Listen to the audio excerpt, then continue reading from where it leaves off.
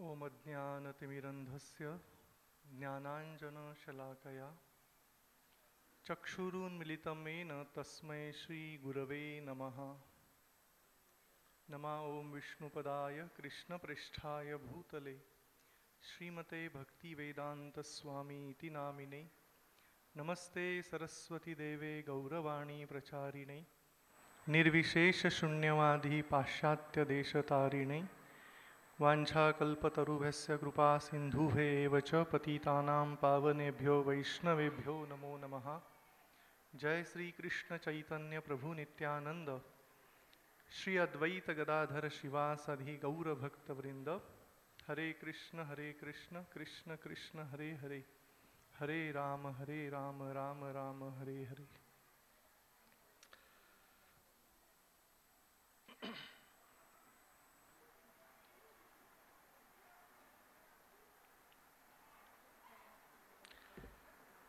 आज या ठिकाणी ज्ञानप्रबोधिनी निगडी केंद्र गणेशोत्सव हा जो आपण या ठिकाणी साजरा करत आहोत, वार्षिक उत्सव, त्यानिमित्ताने आजच्या या कार्यक्रमासाठी ज्या आवर्जून उपस्थित राहिलेल्या आहेत त्या आमदार उमाताई खापरे आणि माझे जवळचे स्नेही देवळेकर सर आणि पालकवर्ग या ठिकाणी अनेक जण उपस्थित आहेत आणि सर्व विद्यार्थी मित्रांनो, या ठिकाणी आज आपण गणेश उत्सवाच्या निमित्ताने सर्वजण एकत्रित जमलेलो आहोत आणि खरोखरी अतिशय आनंदाची गोष्ट आहे। कोणत्या ना कोणत्या माध्यमातून आपण एकत्रित येतो आणि एकत्रित येऊन संस्कार कसे रुजले जातील यावर सातत्याने विचार करत असतो। आणि आज जो विषय या ठिकाणी घेतलेला आहे, विश्वकुटुंबाचे नायक भगवान श्रीकृष्ण। कुटुंब हा जेव्हा आपण शब्दप्रयोग करतो तेव्हा तिथे एक व्यक्ती किंवा दोन असं कोणी दिसत नाही, एक समूह त्या ठिकाणी दिसतो आणि या समूहाच्या माध्यमातून जेव्हा आपण कार्य करत असतो त्या समूहाची व्याप्ती हळूहळू मोठी होत जाते आणि म्हणून या कुटुंबाला एकत्रित ठेवण्यासाठी एका विचारांची गरज असते, एका संस्काराची गरज असते। आणि तो संस्कार काय, तो आज आपण एक थोड्याशा वेळामध्ये त्याची चर्चा करू। चर्चेला सुरुवात मी एका छोट्याशा कथेने करतो। पहा, भारतीय संस्कृती आपली किती महान आणि सर्वश्रेष्ठ आहे। एकदा 4 मित्र हे अमेरिकेला गेले होते आणि अमेरिकेला गेल्यानंतर त्यांनी ठरवलं की आपण कुठेतरी फिरायला जाऊया बाहेर, आणि चौघेही फिरायला निघाले।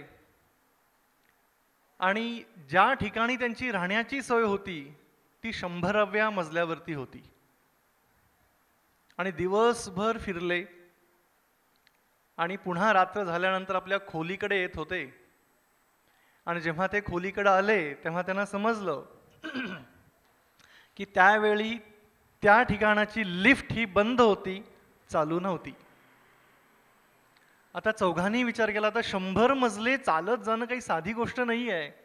आधीच दिवसभर सगळीकडे प्रवास करून थकले होते सगळे, पण तरीही चौघांनी निश्चय केला की अरे आपण जाऊया, चालत चालत 100व्या मजल्यावरती पोहोचायचं। तेव्हा मग चौघांनी विचार केला की 100 मजले जर आपल्याला जायचं आहे तर काहीतरी चर्चा झाली पाहिजे, बोलत बोलत आपण जाऊया। मग कोणत्या विषयावरती बोलायचं? मग एक मित्र म्हणाला, आपण असं करू, आपल्या आयुष्यातील सर्वात दुःखमय स्थिती जी आहे ना तिचं वर्णन करत आपण 100व्या मजल्यापर्यंत पोहोचू। चौघांचं एकमत ठरलं, म्हणाले ठीक आहे, आपण आपल्या जीवनातली दुःख एकमेकांना सांगू आणि 100व्या मजल्यावरती पोहोचूया।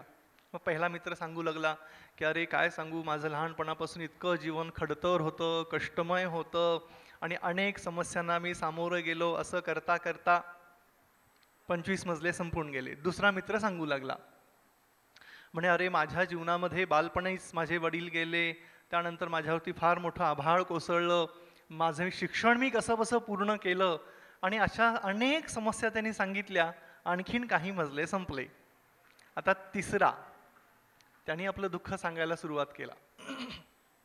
तो म्हणाला, अरे माझ्या जीवनामध्येही प्रचंड दुःख, या दुःखांना सामोरं जाण्याचा मी प्रयत्न करत होतो, पण शक्यच होत नव्हतं. माझ्या जीवनामध्ये शैक्षणिक दुःख आली, सामाजिक काही दुःख आली, शारीरिक व्याधी मला जडल्या. आणि असं करता करता त्या तिसऱ्याही मित्राने आपली सगळी दुःख सांगितली. आता चौथा जो होता, ती त्याची पाळी होती की त्याच्या जीवनामध्ये जी दुःख आहेत ते सांगणं. पण हा काही बोलायलाच तयार नाही. त्याला तिघही मित्र म्हणतात, अरे सांग तुझ्या जीवनामध्ये असं काय दुःख आहे. तो म्हणाला, माझं दुःख मी तुम्हाला सांगू शकत नाहीये. पण तिघही मित्र म्हणाले, असं नाहीये, आपलं आधीच ठरलं होतं की आपण चालत चालत आपापली दुःख सांगायची आणि आपल्या 100व्या मजल्याला पोहोचायचंय आपल्याला. पण चौथा मित्र काही केल्या तोंड उघडतच नव्हता. पण तिघांनी त्याला इतका जोर धरला, म्हणे नाही तुला सांगावं लागेल, तुला सांगावं लागेल. आणि असं बोलता बोलता ते 99व्या मजल्यावरती पोचले. एकच मजला राहिला होता आता. अरे म्हणाले, आता तरी सांग तुझं काय दुःख आहे. म्हणे आपण आपल्या खोलीपर्यंत पोचलेलो आहोत. तो म्हणाला, अरे मी माझं दुःख तुम्हाला सांगू शकत नाही.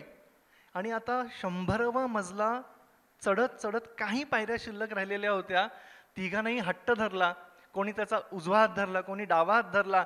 जोर जोराने हलवून म्हणाले, सांग तुझं काय दुःख आहे. तो म्हणाला, अरे मित्रांनो, माझं दुःख इतकं भयानक आहे, ज्या खोलीमध्ये आपल्याला जायचं आहे ना, त्याची चावी मी खाली विसरलेली आहे रिसेप्शनवरती. तर आज समाजामध्ये काय चालू आहे माहिती आहे का? अशाच पद्धतीची कुठेतरी अवस्था निर्माण झालेली आहे. आज आपल्याला वाटतं की आपण उंच उंच प्रगती करत आहोत, उंच उंच भरारे मारत आहोत.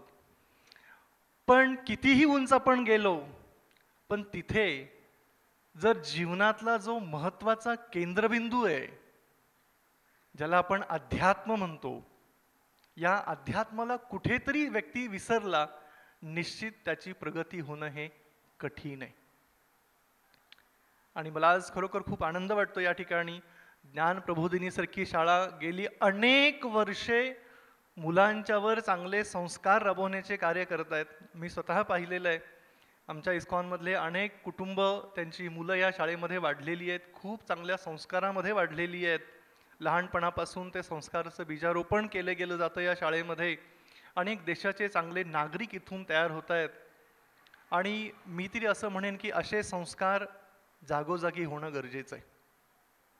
आणि याच माध्यमातून जो आज विषय आपण चर्चा करतोय, विश्व कुटुंबाचे नायक भगवान श्रीकृष्ण यांचे जे तत्वज्ञान भगवद्गीतेमध्ये वर्णन केलेलं आहे, त्याच तत्वज्ञानाचा थोडासा भाग आपण पाहूया की भगवान श्रीकृष्ण या कुटुंबाच्या माध्यमातून, ज्याला आपण दुसरा एक संस्कृत शब्द प्रयोग करू शकतो, वसुदैव कुटुंबकम,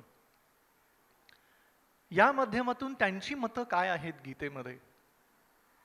भगवद्गीता हा एक असा ग्रंथ आहे की माझ्या अनेक व्याख्यानामध्ये नेहमी वर्णन करतो, भगवद्गीता सर्वांसाठी आहे, लहान मुलांच्या पासून ते वृद्ध व्यक्तींच्या पर्यंत.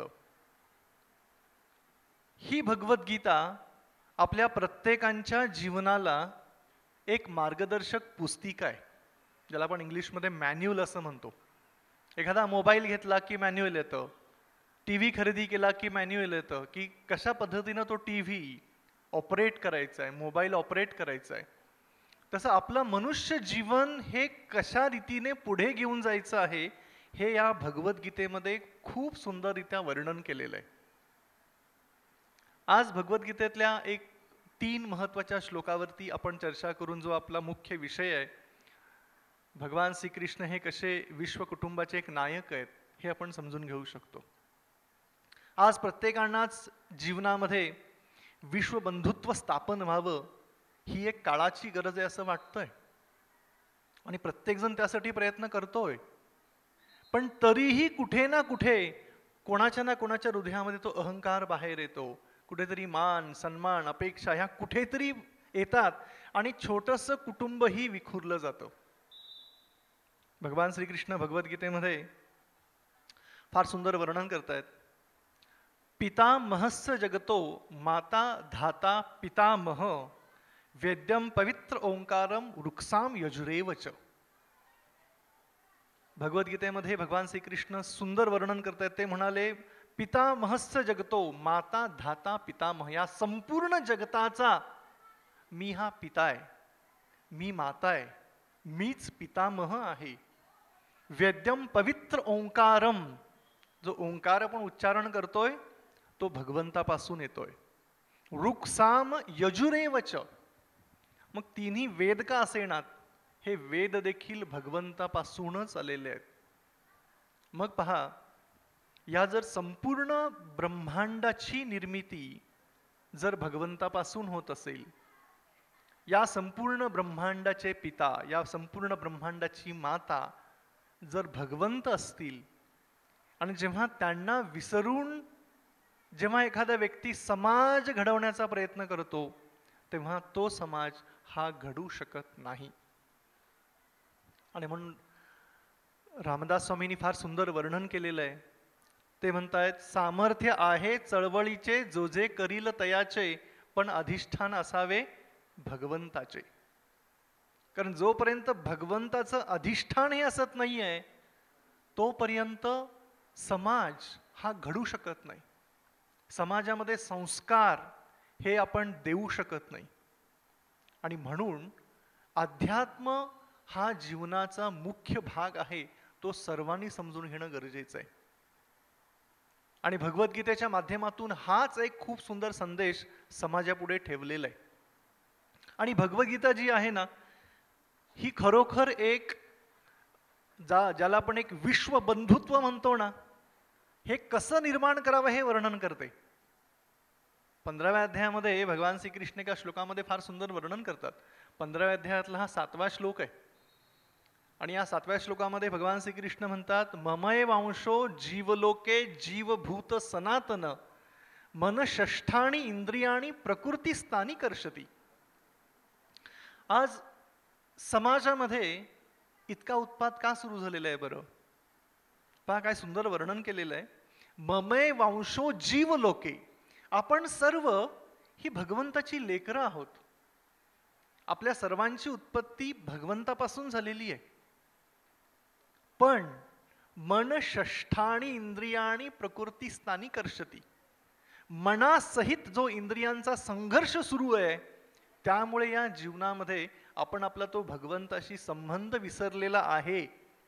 आणि भगवंताशी संबंध विसरल्यामुळे आज आपण पाहतो समाज हा विभागला गेलेला आहे. आज समाजामध्ये एवढी विभागणी का झालेली आहे? कारण प्रत्येक जण भगवंतांचा संदेश विसरलेला आहे. पहा, या श्लोकामध्ये फार सुंदर वर्णन केलेलं आहे त्याने. या एका श्लोकाच्या माध्यमातून विश्व बंधुत्व निश्चित स्थापन होऊ शकतं. ज्याला आपण आपल्या भाषेमध्ये विश्व कुटुंब हे जर निर्माण करायचं असेल, प्रेमाची गरज आहे, आदराची गरज आहे. आणि ह्या दोन्ही गोष्टी, प्रेम आणि आदर, आणि तिसरी महत्वाची गोष्ट म्हणजे करुणा. प्रेम, आदर आणि करुणा, या 3 गोष्टींच्या माध्यमातून संपूर्ण समाज हा चांगला घडला जाऊ शकतो.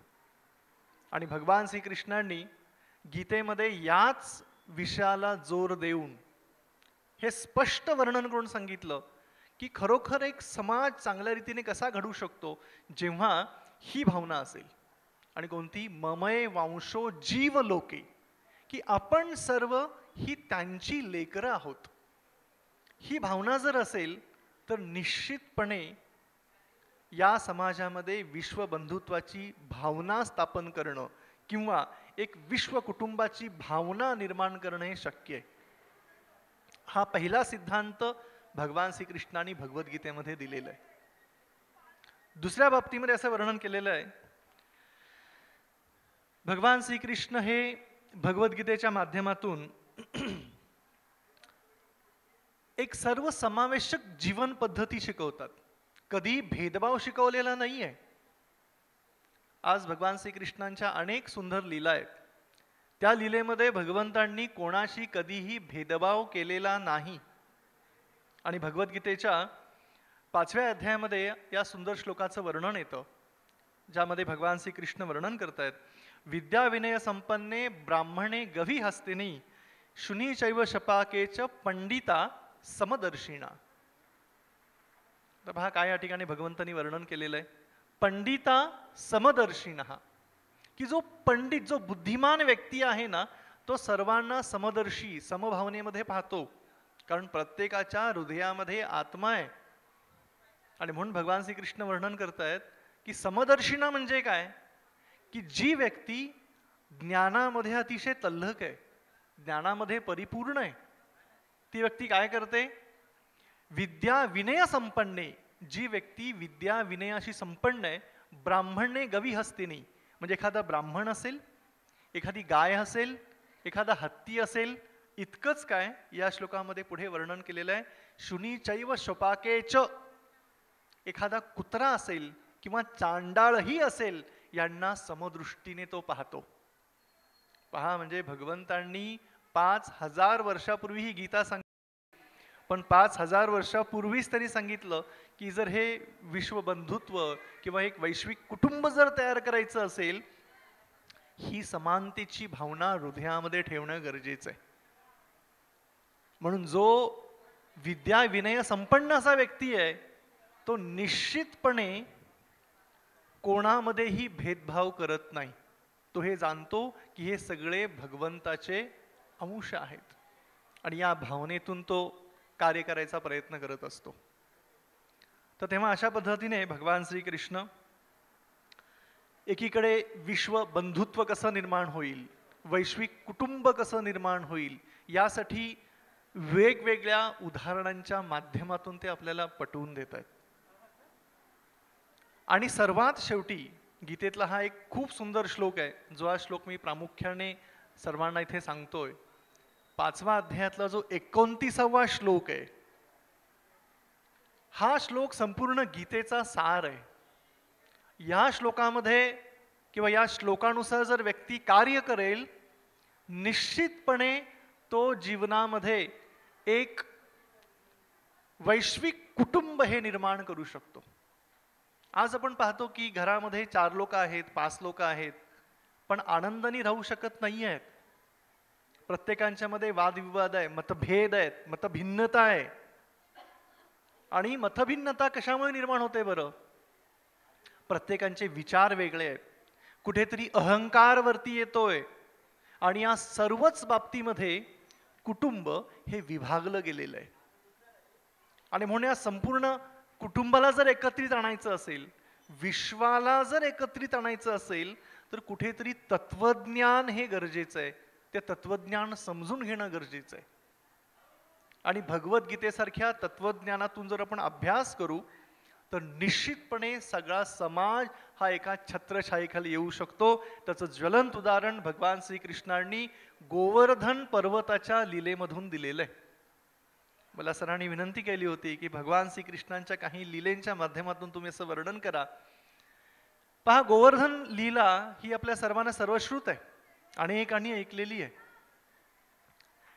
की भगवान श्रीकृष्ण जेव्हा लहानपणी अतिशय लहान होते, 7-8 वर्षांचे होते, आपल्या आई वडिलांच्याकडे हट्ट केला, आपण इंद्रपूजा करायची नाही, गोवर्धनाची पूजा करायची. आणि मग गोवर्धनाची पूजा झाली, पण इंद्र नाराज झालेले होते. मोठी लीला आहे ती फार. आणि मुसळधार वर्षाव वृंदावनामध्ये सुरू झाला. आणि मग जेव्हा मुसळधार वर्षाव, सोसाट्याचा वारा सुरू झाला, सगळे घाबरले होते. पण वृंदावनामधल्या व्यक्तींना माहिती होतं, आपल्या जीवनामध्ये संकट आल्यानंतर आपण काय करायचं. आज आपल्या जीवनामध्ये संकट आल्यानंतर आपण कोणाचा आश्रय घेतो, हा फार महत्वाचा भाग आहे जीवनामध्ये प्रत्येकाच्या. आज आपल्या जीवनामध्ये जर संकट आली तर आपण घाबरून जातो, गोंधळून जातो. पण वृंदावनामधले जे सगळे बालगोपाळ होते, वृंदावनामधले जे सगळे लोक होते, जेव्हा जेव्हा जीवनामध्ये संकट यायची, तेव्हा ते भगवंतांच्या चरणांचा आश्रय घ्यायचे, मोठमोठ्याने ओरडायचे, कृष्ण कृष्ण महाभावो त्वन्नाथ गोकुलम प्रभो. हे भगवंता, आम्ही तुमच्या चरणांचा आश्रय घेतलेला आहे, तुम्ही आमचं रक्षण करा. आणि भगवंत खरोखर प्रत्येकाचं रक्षण करायचे. आणि गोवर्धन पर्वताच्या माध्यमातून भगवंतांनी आपल्या डाव्या हाताच्या करंगळीवर गोवर्धन उचलला, 7 दिवस 7 रात्र सर्वांचं रक्षण केलेलं आहे. आणि म्हणून या समाजामध्ये आज आपण जो एक मुख्य भाग पाहतोय की कुटुंबही विभागली गेलेली आहेत आणि कुटुंबांच्या मध्ये प्रेम राहिलेलं नाही आहे. मग हळूहळू जेव्हा आपण वैश्विक कुटुंबाचा विचार करतो तेव्हा कुठेतरी आपल्याला हे कळतं की या जगामध्ये व्यक्ती अध्यात्मापासून दूर होत चाललेला आहे, मूळ विषयांच्या पासून तो दूर चाललेला आहे आणि म्हणून समाजामध्ये दुःख हे त्याच्या नशिबी आलेलं आहे. कारण केंद्रबिंदूच काय माहिती नाही. म्हणून हा जो तिसरा श्लोक आज मी या ठिकाणी वर्णन करतोय खूप महत्वाचा आहे. या श्लोकामध्ये भगवंतांनी संपूर्ण जगातल्या लोकांसाठी एक शांती सूत्र सांगितलेलं आहे, ज्याला आपण इंग्लिशमध्ये पीसफुल फॉर्म्युला म्हणतो.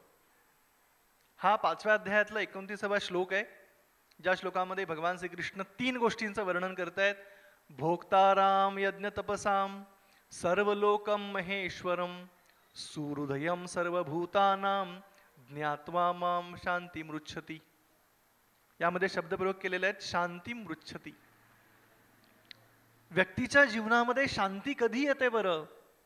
3 गोष्टींचं वर्णन आहे. भोक्ताराम यज्ञ तपसाम, आपल्या सर्व कार्यांचे भोक्ता हे भगवंत आहेत. सर्वलोक महेश्वरम, प्रत्येक गोष्टीचे ईश्वर भगवंत आहेत. सुहृदयम सर्वभूतानाम, आपले जवळचे मित्र भगवंत आहेत. ह्या 3 गोष्टी जेव्हा व्यक्ती जीवनामध्ये समजतो, तो आपल्या कुटुंबामध्ये, आपल्या समाजामध्ये, आपल्या देशामध्ये, किंबहुना संपूर्ण विश्वामध्ये तो वैश्विक कुटुंबाची स्थापना करू शकतो. आणि याच्यावरतीच थोडंसं आपण बघूया विस्तारामध्ये. ह्या ज्या 3 गोष्टी भगवंतांनी सांगितल्या. भोक्ताराम, आपल्या प्रत्येकांना ही सवय लागलेली आहे की प्रत्येक कार्याचं श्रेय माझ्याकडे घ्यायचंय. हे मी केलेलं आहे, हे मी केलेलं आहे, हे मी केलेलं आहे. आता गणपती उत्सवामध्ये आपण आरती गातो, अनेक जण आरती गातात. तन मन धन सब कुछ है तेरा, ओ प्रभु सब कुछ है तेरा, तेरा तुझको अर्पण क्या लागे मेरा, प्रभु स्वामी तू घर का. प्रार्थना करतो आपण सर्वजण असे, पण प्रार्थना करताना ही भावना हृदयामध्ये असते का? पहा हृदयातली भावना कशी आहे. आपण सगळे कलियुगामध्ये राहतो. आपल्या हृदयातली भावना कशी आहे? तन मन धन सब कुछ है मेरा, ओ प्रभु सब कुछ है मेरा, मेरा मुझको अर्पण क्या लागे तेरा, प्रभु स्वामी मैं घर का. ही भावना आज आपल्या हृदयामध्ये आहे आणि म्हणून कुठेतरी आपण चुकतोय, समाज कुठेतरी चुकतोय. आणि म्हणून भगवंतांनी शांती सूत्रातलं पहिलं सूत्र सांगितलं, भोक्ताराम. काय म्हणाले? की प्रत्येक गोष्टीचे भोगते आपण नाही. कोण आहेत? भगवंत आहेत. श्रेय त्यांना दिलं पाहिजे. आज आपल्याला कधी कधी वाटतं ना की माझ्या घामातून मी हे तयार केलेलं आहे. अरे पण तो घाम येण्यासाठी ताकद कुठून आली? हा कधी विचार केला का आपण? नाही. आपल्याला शक्ती, आपल्याला ताकद ही भगवंतांच्याकडून आलेली आहे. हा जेव्हा मुख्य मुद्दा आपण विसरतो, प्रत्येक गोष्टीचं श्रेय आपण घेण्याचा प्रयत्न करतो. आणि आज छोट्या छोट्या कुटुंबामध्येही हेच घडत चाललेलं आहे. प्रत्येक जण प्रत्येक गोष्टीचं श्रेय स्वतःकडे घ्यायला लागलेलं आहे. एकदा आई आणि मुलामधला संवाद चालू होता. आई मुलाला म्हणते, हे बघ बाळा, मला जास्ती त्रास देऊ नकोस हं. तू त्रास देतोस ना म्हणून माझे केस सगळे पांढरे झालेले आहेत. मुलगा अतिशय हुशार आणि चाणाक्ष होता. तो आईला म्हणतो, आई मी त्रास दिल्यामुळे तुझे केस पांढरे झाले का ग? आई म्हणते, हो. मग मुलगा हळूच म्हणतो, मग आजीचे केस का पांढरे झालेत? विनोदाचा भाग सोडला तर पहा आज समाजामध्ये काय घडत चाललेलं आहे. आज छोट्या छोट्या कुटुंबांच्या मध्ये हीच भावना आहे की प्रत्येक गोष्टीचं श्रेय कुठेतरी मला घ्यायचं आहे आणि त्याच्यामुळे कुटुंब विभागत चाललेली आहेत. पण भगवद्गीता या गोष्टीला आपल्याला मार्गदर्शन करते. आपल्याला कोणत्या गोष्टीचं श्रेय घेण्याची गरज नाही आहे. आपण एक नामधारी आहोत, आपल्या माध्यमातून काहीतरी कार्य हे घडत जाणार आहे. आणि ही जेव्हा भावना कुटुंबामध्ये येईल ना, मग पहा कुटुंबातला आनंद काय असेल. आणि म्हणून या ठिकाणी भगवान श्रीकृष्ण हे स्पष्ट वर्णन करतायत की बाबा पहिली गोष्ट काय आहे, भोक्ताराम. जे काही आहे, जे काही घडत चाललेलं आहे, हे सर्व आपल्याला भगवंतांच्या चरणाशी अर्पण करायचंय. ते भोगते आहेत, त्यांच्यासाठी करायचंय, आपल्यासाठी नाही. आपली भावना काय असते, जे काही करण मी ते माझ्यासाठी करतोय, माझ्यासाठी करायचंय, माझ्यासाठी नाही. जर खरोखर विश्वबंधुत्वाची, एक वैश्विक कुटुंबाची जर निर्मिती करायची असेल, भगवंत म्हणतायत सर्व काही भगवंतांना केंद्रस्थानी ठेवून करणं गरजेचं आहे. दुसरं शांतीसूत्र या श्लोकातलं सांगतायत, सर्व लोक महेश्वरम. आता सर्व लोक महेश्वरम म्हणजे काय? सर्व लोक महेश्वरम याचा अर्थ आहे भगवंतच प्रत्येक गोष्टीचे मालक आहेत. आपण आहोत का?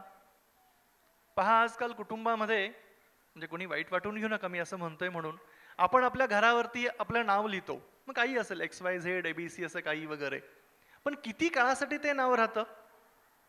की हे घर माझं आहे, पण किती काळासाठी? जेवढा कार्यकाल आपण ह्या पृथ्वी तलावरती आहोत तेवढाच. कुणाचं 30 वर्ष, कुणाचं 40, कुणाचं 50, कुणाचं 60, कुणाचं 70. कुणी जर अतिशय भाग्यशाली असेल तर 80-90 पर्यंत तो जातो. पण एकदा मृत्यू झाला की ते घर सोडावं लागणार आहे आपल्याला. आयुष्यभर किंवा कायमस्वरूपी घरामध्ये राहू शकत नाही.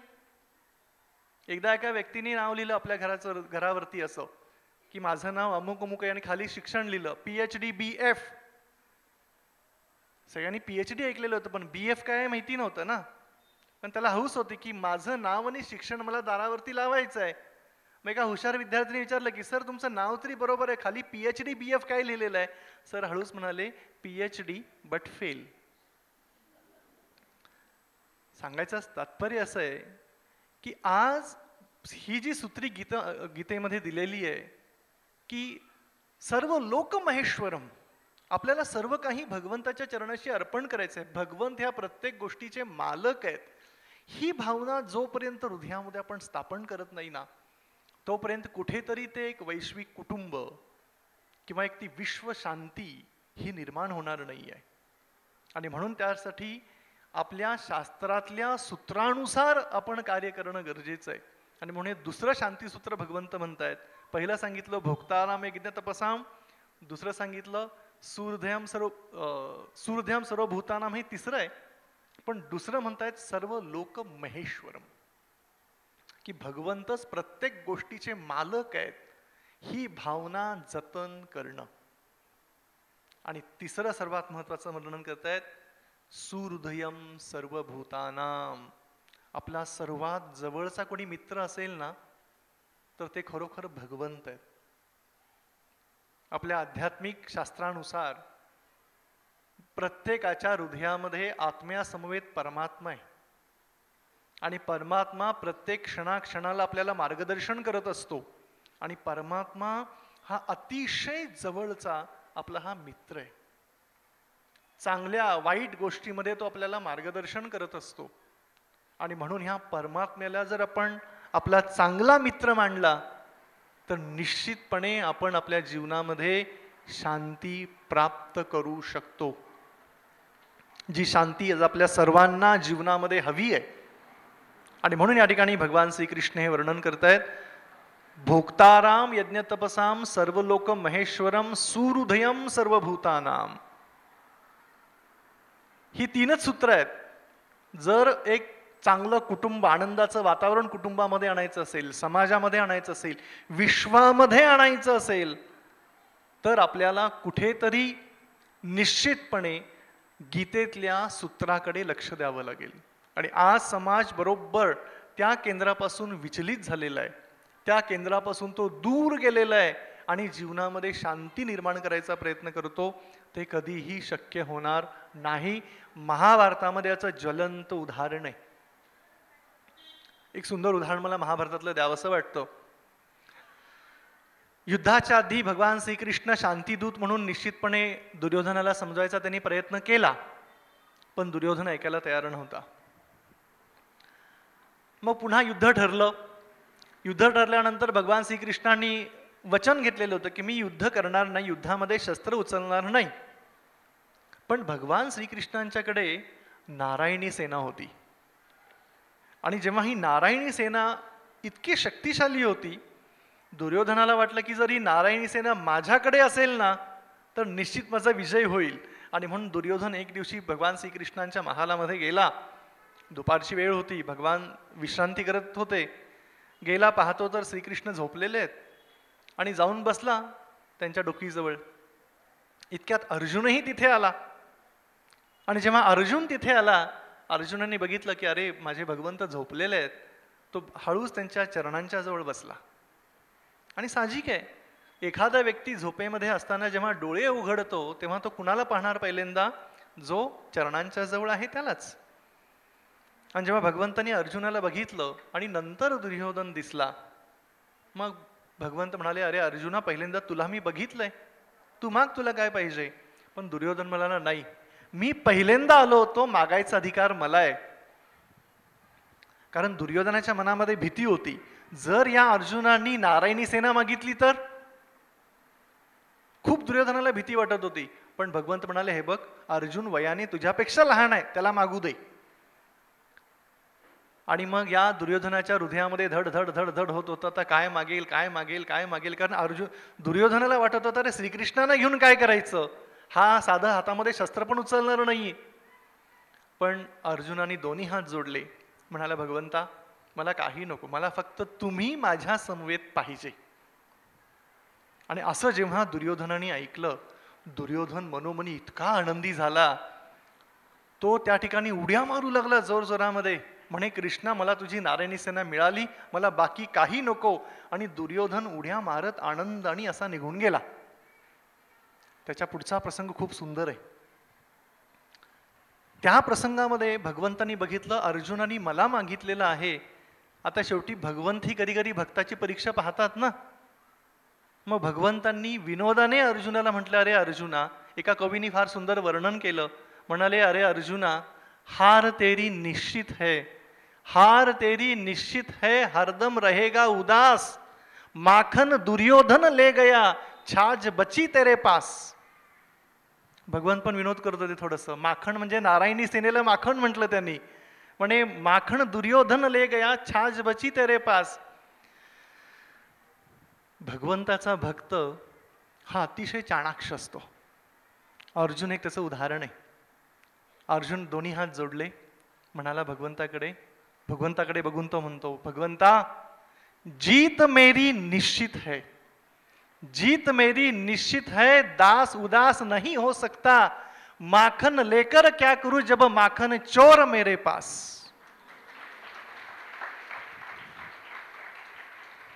आणि जेव्हा हे अर्जुनाचं सुंदर उत्तर भगवंतांनी ऐकलं, भगवंतांनी अर्जुनाची स्तुती केली. आणि आपण पाहतो, अख्ख्या महाभारतामध्ये जर केलं असेल, जरी दुर्योधनाने नारायणी सेना जरी नेली असेल, पण एकटे भगवान श्रीकृष्ण या अर्जुनाच्या बाजूने उभे होते. आणि या अर्जुनाने अख्ख्या कौरवांच्यावर मात केलेली आहे. आणि म्हणून भगवद्गीतेमध्ये हे सूत्र वर्णन करण्यात आलेलं आहे की जिथे भगवान श्रीकृष्ण आहेत, त्यांचं तत्वज्ञान आहे, तिथे निश्चित विजय हा आहे. आणि आपण याचं उदाहरण पाहू शकतो की खरोखर या महाभारताच्या युद्धामध्ये असे अनेक प्रसंग घडले, पण तरीही 5 पांडव खंबीर राहिले, कारण भगवान श्रीकृष्ण हे त्यांचे सल्लागार होते. म्हणून आज आपण एक विश्वबंधुत्व किंवा एक वैश्विक कुटुंब याची जर निर्मिती करायची असेल ना, आपला सल्लागार कोण आहे तो फार महत्वाचा आहे. दुर्योधनाचा सल्लागार होता शकुनी, बरोबर. आणि अर्जुनाचे किंवा 5 पांडवांचे सल्लागार कोण होते? भगवान श्रीकृष्ण.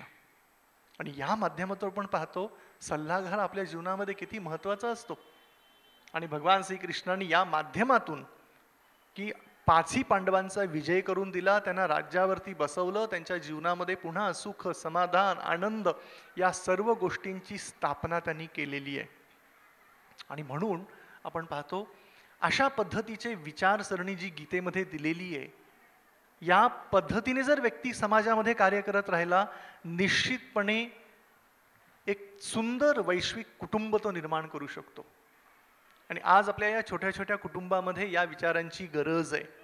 आपण कुठेतरी त्या अहंकाराला पकडून आहोत दुर्योधनासारखे, आपल्या त्या राज्याला पकडून आहोत त्या दुर्योधनासारखे.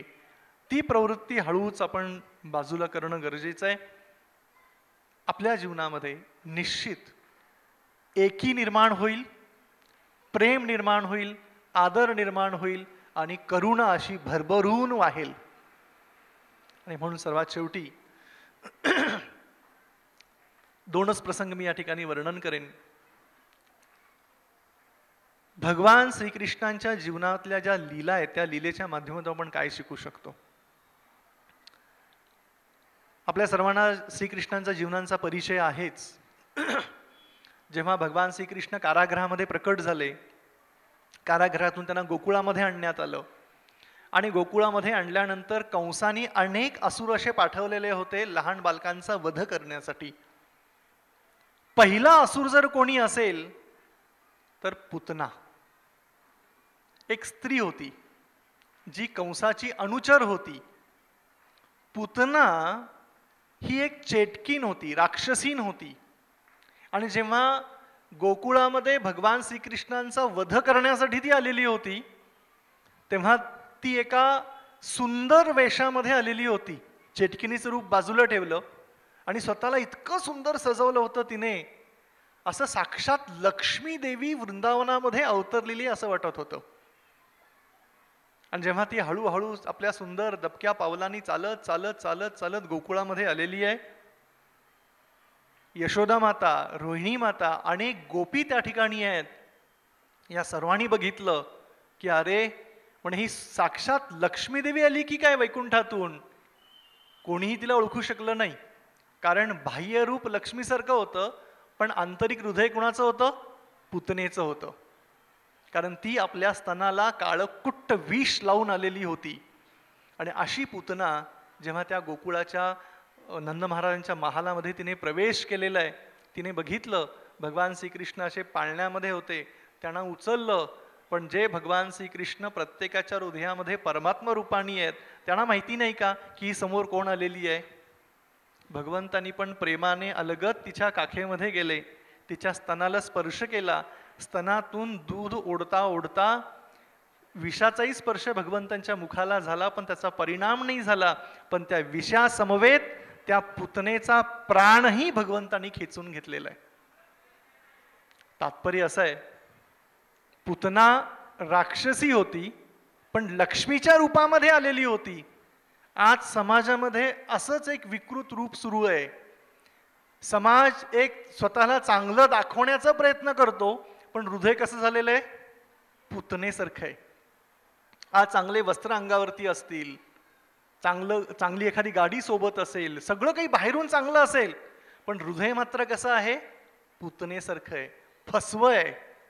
आणि म्हणून ह्या हृदयाचं रूपांतर जोपर्यंत होत नाहीये चांगल्या गोष्टीमध्ये, तोपर्यंत समाज घडणं कठीण आहे. आणि म्हणून गीता भागवत आपल्याला असं वर्णन करतं, प्रकृते क्रियमाणाने गुणेकर्माणी सर्वशः अहंकार विमूढ आत्मा.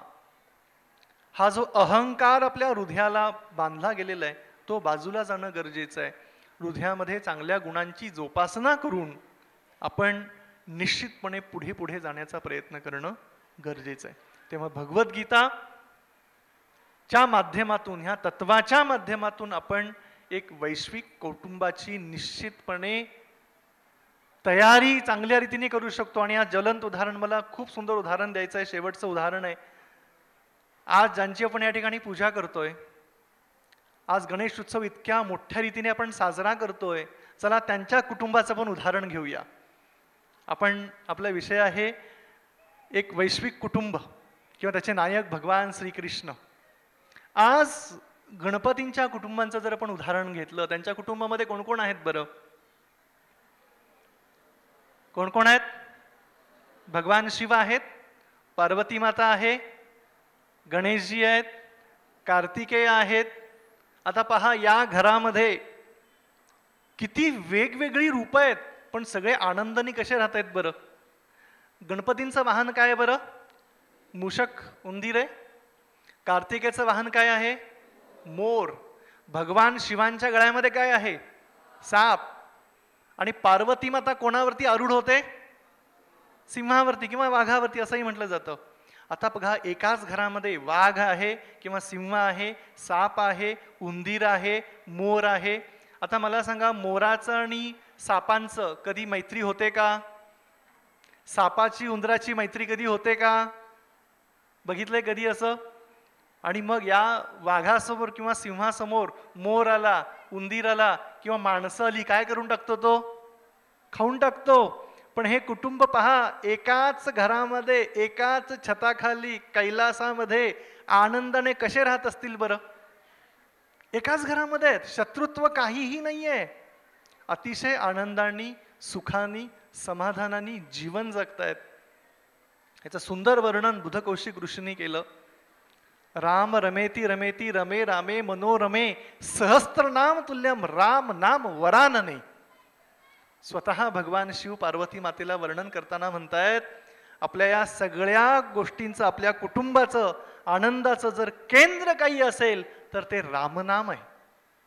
आणि या रामनामाच्या माध्यमामुळे आपण पाहतो, साप असेल उंदीर, शत्रुत्व निघून गेलं. साप असेल मोर, शत्रुत्व निघून गेलेलं आहे.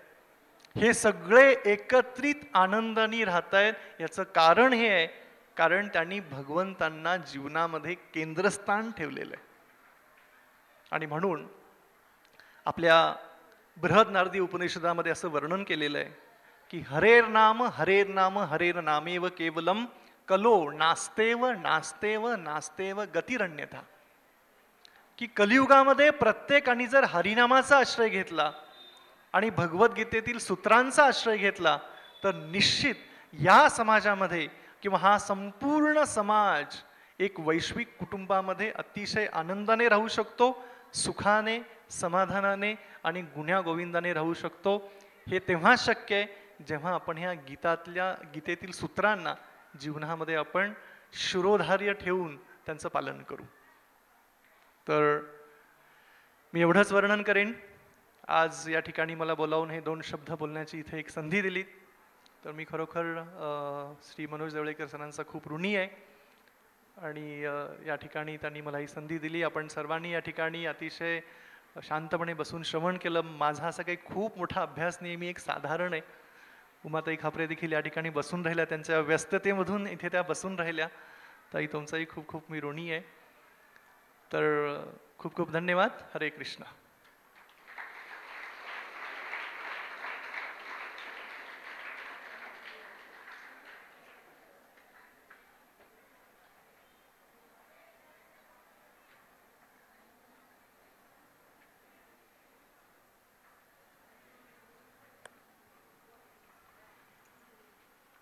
हरे कृष्णा. प्रभूजी, तुमचं बोलणं इतकं सुंदर होतं, म्हणजे संपूर्ण सभागृहामध्ये जी शांतता होती त्याच्यावरूनच कळत होतं की सर्व विद्यार्थ्यांना आणि पालकांना हे किती भावतंय. आजचा प्रभूजींचा विषय होता विश्वकुटुंबाचे नायक भगवान श्रीकृष्ण.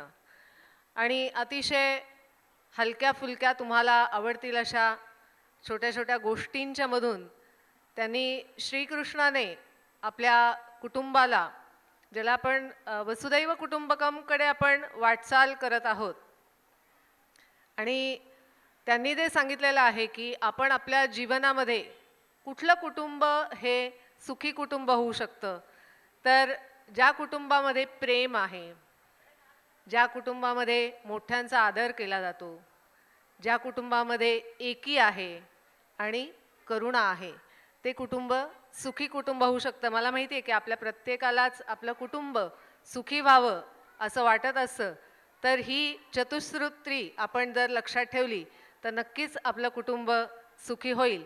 आणि जरूर आपण सगळ्या विद्यार्थ्यांनी घरी गेल्यानंतर भगवद्गीतेचं पुस्तक काढा आणि 5व्या अध्यायातला 29वा श्लोक, जे गीतेचं सार म्हणून त्यांनी सांगितलेलं आहे, तर ते शांतीसूत्रसुद्धा आपण सगळ्यांनी जरूर पाठ करावं, लक्षात ठेवावं आणि त्याप्रमाणे वागण्याचा प्रयत्न करावा. आपल्याला सगळ्यांना माहिती आहे की नामस्मरण हे इतकं महत्त्वाचं आहे. ज्या वेळेला शिवाने विषप्राशन केलेलं होतं, तर ते तुम्हाला माहिती आहे की त्याच्या कंठामध्येच ते विष आहे. ते खाली पोटात गेलं नाही, पोटात गेलं असतं तर मृत्यू झाला असता. तर ते कंठामध्येच ठेवलेलं आहे. आणि ते का ठेवू शकले, तर केवळ नामस्मरणामुळे. रा म्हणले ते, विष पिलं आणि म म्हणाले. आणि त्यामुळे त्या रा आणि म मध्ये ते विष आहे, म्हणून त्यांचं वर्णन जे केलं जातं ते नीलकंठ असं केलं जातं. इतकं नामस्मरणाचं महत्त्व आहे. अतिशय साधे सोप्पं असं आपण नामस्मरण जर केलं तर मला खात्री आहे की आपल्या सगळ्यांचे जे काही अहंकार आहेत ते निश्चित गळून पडतील. आपला जो प्रत्येकाच्या शरीरात जो आत्मा आहे त्या आत्म्याचं परमात्म्याशी जर या नामस्मरणाच्या माध्यमातून मिलन झालं तर मला नक्की खात्री आहे की आपण सगळेजण या श्रीकृष्णाच्या कुटुंबातील एक सदस्य होऊ. असे होण्यासाठी आपणा सर्वांना असं म्हणते, हरे राम राम राम हरे हरे, हरे कृष्ण कृष्ण कृष्ण हरे हरे. हरिओम.